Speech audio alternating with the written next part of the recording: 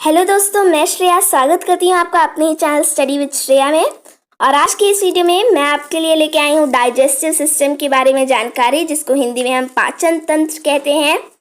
और आज की इस वीडियो में मैं आपको जो डाइजेस्टिव सिस्टम के हमारे पार्ट्स होते हैं उनके नाम इंग्लिश और हिंदी में लेके आई हूँ, वो कहाँ पे होते हैं और उनका यूज़ क्या क्या होता है वो सब बताऊँगी। तो बने रहिए वीडियो में एंड तक और इस वीडियो को अभी से लाइक कर दीजिए, क्योंकि ये वीडियो आपके लिए बहुत ज़्यादा हेल्पफुल होने वाली है।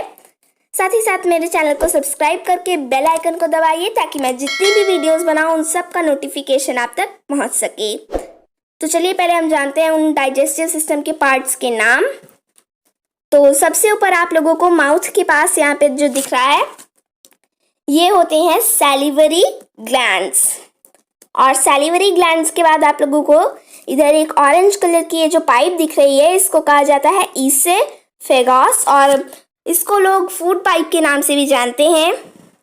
और फिर इसके बाद ये है लीवर, और लीवर के राइट साइड में जो आप लोग देख रहे हैं ये होता है स्टमक।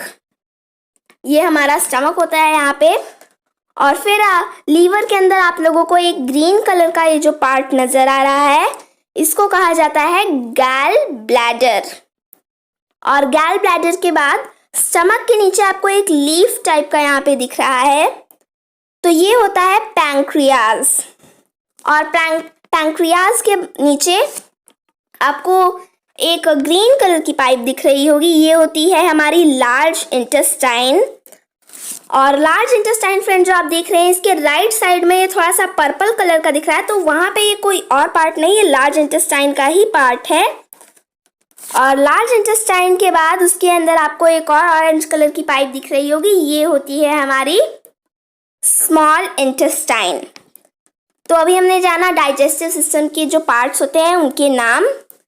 अब हम जानेंगे कि उनके काम क्या क्या होते हैं, वो हमारे लिए क्यों ज़रूरी होते हैं। तो चलिए जानते हैं कि ये जो पार्ट्स होते हैं ये हमारे डाइजेशन में किस तरह से हेल्प करते हैं। तो सबसे पहले आप लोगों ने यहाँ पे अभी जाना है सैलिवरी ग्लैंड्स के बारे में। और ये जो आप लोगों को ये येलो येलो दिख रहा है, यही होते हैं सैलिवरी ग्लैंड्स। और आपको यहाँ पे 4 सैलिवरी ग्लैंड्स के अलग अलग पार्ट नज़र आ रहे होंगे, तो ये सभी के सभी सैलिवरी ग्लैंड्स है, कोई और पार्ट नहीं है। और इसका काम क्या होता है, ये सलाइवा को बनाता है। जो हमारे माउथ में सलाइवा होता है तो वो सैलिवरी ग्लैंड से ही बनता है, जो कि आप लोग जानते होंगे सलाइवा में किस चीज़ में हेल्प करता है। जो भी हम खाते हैं तो उसको निगलने में हमारी हेल्प करता है सलाइवा, जो कि बनाते हैं सैलिवरी ग्लैंड्स। और इसके बाद अभी आप लोगों ने पढ़ा एक ऑरेंज कलर की पाइप के बारे में, जिसको कहते हैं ईसेफेगस। तो जब जो हम खाते हैं तो वो सलाइवा में मिक्स होने के बाद ईसेफेगस में यानी फूड पाइप के अंदर सीधे चला जाता है, और फिर वो वहाँ से अपना वे बनाते बनाते यानी वो फूड पाइप के ज़रिए चला जाता है हमारे स्टमक में। और स्टमक का काम आप लोगों को पता ही होगा, स्टमक जो हम खाते हैं उसको स्टोर करता है, अपने अंदर रखता है।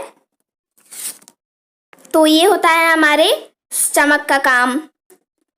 और स्टमक के बाद हम लोगों ने पढ़ा था अभी लीवर के बारे में।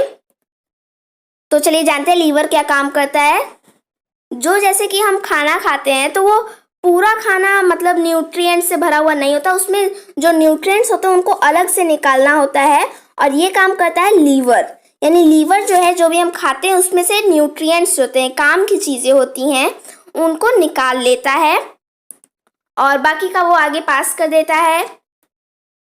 और फिर लीवर के अंदर आप लोगों ने देखा था एक ग्रीन कलर के पार्ट को, जो कि मैं अभी आपको जूम करके दिखा रही हूँ ताकि आप और क्लियरली देख सके, जिसका नाम था गैल ब्लैडर। तो ये क्या करते हैं, ये लीवर की हेल्प करता है न्यूट्रिएंट्स को अलग करने में। और गैल ब्लैडर के बाद आप लोगों ने स्टमक के नीचे जो एक लीफ टाइप का होता है, उसको आप लोगों ने पढ़ा कि उसको कहते हैं पैंक्रियाज। तो पैंक्रियाज होता है, ये एंजाइम्स बनाता है और हार्मोन्स भी ये बनाता है, और ये दोनों ही चीज़ें हमारी बॉडी के लिए बहुत ही ज़रूरी होती हैं। तो ये पैंक्रियाज का काम होता है। आई होप आप लोगों को समझ में आ गया होगा।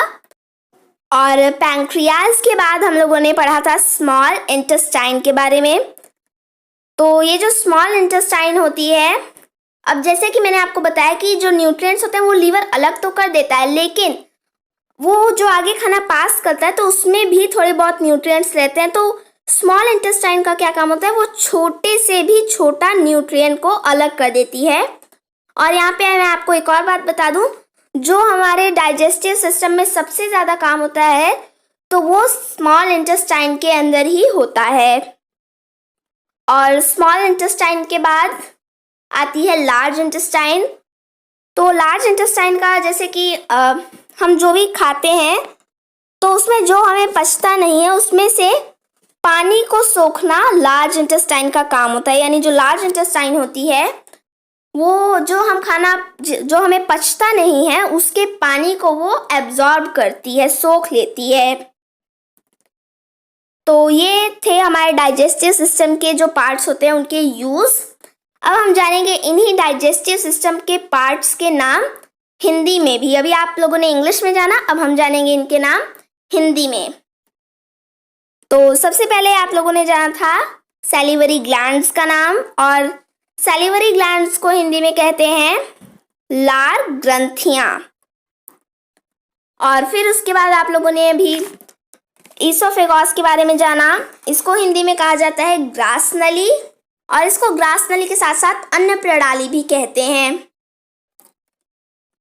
और फिर उसके बाद है लीवर।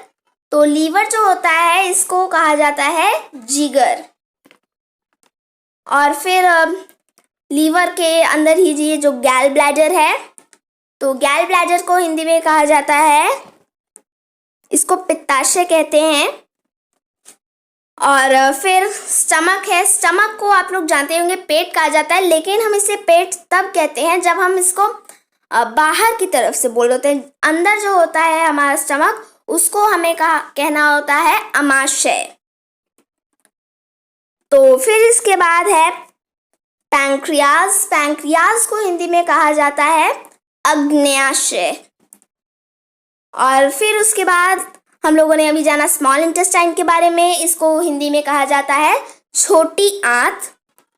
और इसके बाद है लार्ज इंटेस्टाइन, इसको कहा जाता है बड़ी आंत। फ्रेंड्स, जो इंटेस्टाइन होती है इसको आंत कहा जाता है, और ये जो बड़ी छोटी लगाई ये लार्ज और स्मॉल के हिसाब से यहाँ पे लगाया जाता है।